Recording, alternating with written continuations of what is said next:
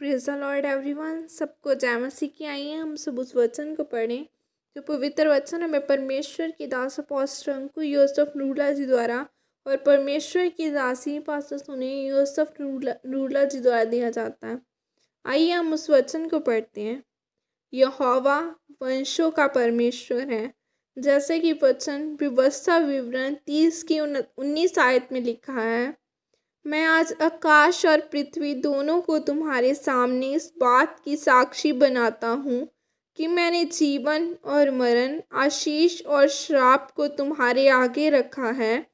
इसलिए तू जीवन ही को अपना ले कि तू और तेरा वंश दोनों जीवित रहे। आमीन।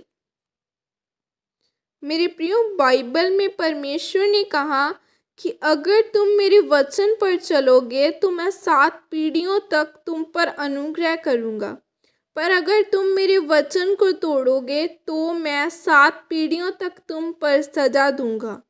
अब 7वीं पीढ़ी का भले ही कोई कसूर नहीं है, पर अब एक ही मार्ग है जिस पर चलकर वह बच सकती है, और वह है परमेश्वर का वचन है। अगर वह अपना जीवन परमेश्वर को दे दे तब ही वह बच सकती है। अगर आप अपने बाप दादाओं की गलतियों से बचना चाहते हैं तो आपको कुछ कड़े नियम अपनी ज़िंदगी में बनाने पड़ेंगे। उसके लिए आपको पाप के, मूर्ति पूजा के शापों को तोड़ना पड़ेगा और उससे अलग होना पड़ेगा।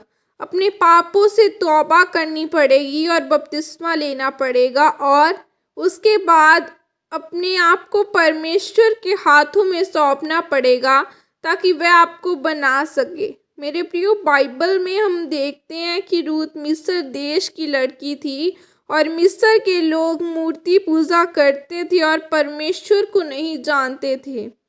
अब जब वह परमेश्वर के हाथों में पड़ी तो उसे समझ आई कि नहीं, मैं इस पाप के देश में नहीं रहूँगी, चाहे आज मेरा पति मर चुका है। वह फैसला लेती है कि मैं अपनी बूढ़ी सास के साथ यरूशलेम में जाऊँगी। वहाँ पर यहोवा की आराधना करने से मुझे कोई नहीं रोकेगा। फिर आप देखते हैं कि इस फैसले के कारण उसका पूरा वंश प्रभु यीशु मसीह की वंशावली में शामिल हो जाता है।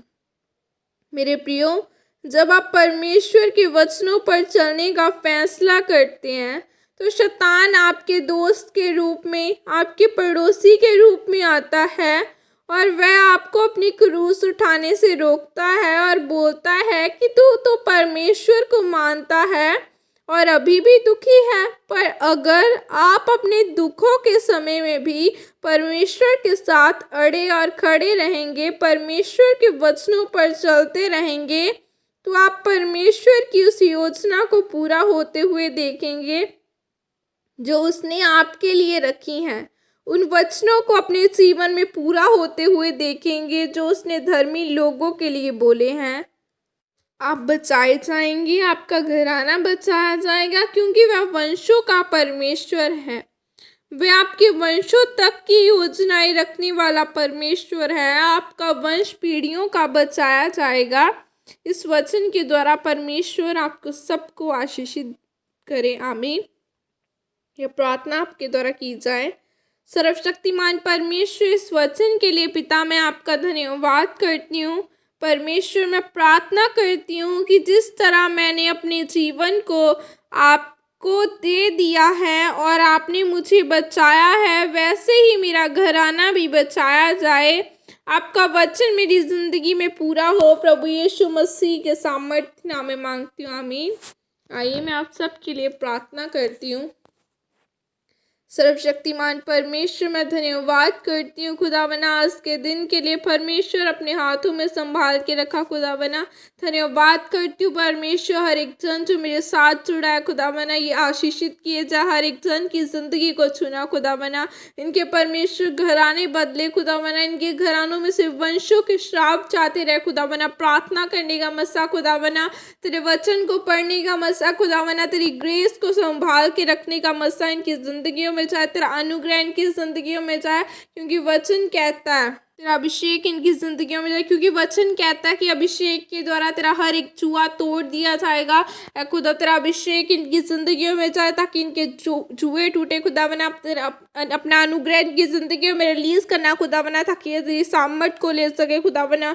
हर एक जन आशीषित किया जाए, तेरे नाम को महिमा दे सके। प्रभु यीशु मसीह के सामर्थी नाम में मांगती हूँ, आमीन। सबको जय मसीह की। God bless you all.